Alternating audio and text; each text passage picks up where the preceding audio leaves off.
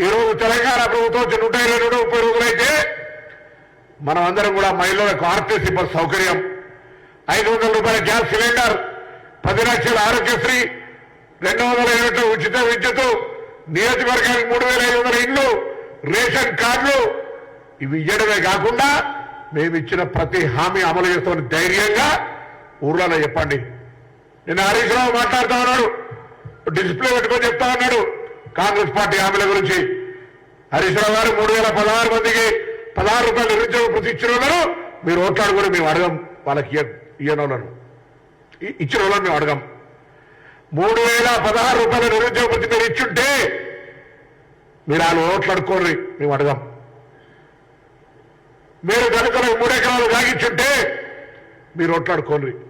మీరు double bedroom ఇల్లు ఇచ్చిన వాళ్ళకు మేము అడగం. మీరు మా గురించి చెప్తా ఉన్నారు.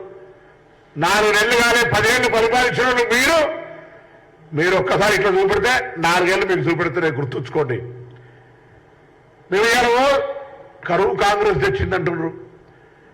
కనీసం జ్ఞానం ఉందా? 10 సంవత్సరాల మంత్రి మేము వచ్చిన తర్వాత ప్రకృతిలో 3 కాలాలు, వర్షాకాలము, చలికాలము, ఎండాకాలం.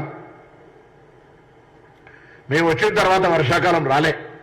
దయచేసి తెలంగాణ ప్రజలు కూడా అర్థం చేసుకోండి.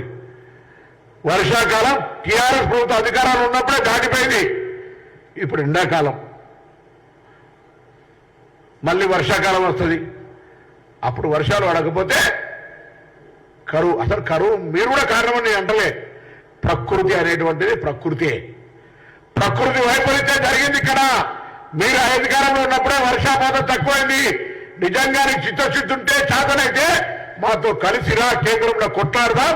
ఉత్తర భారతదేశంలో ప్రకృతి వైపరీత్యాలకు ఏ విధంగా అయితే రైతులను ఆదుకోవడానికి నష్టపరిహారం ఇచ్చిందో ఆ విధంగా కలిసి కొట్లాడి తెచ్చుకుందాం.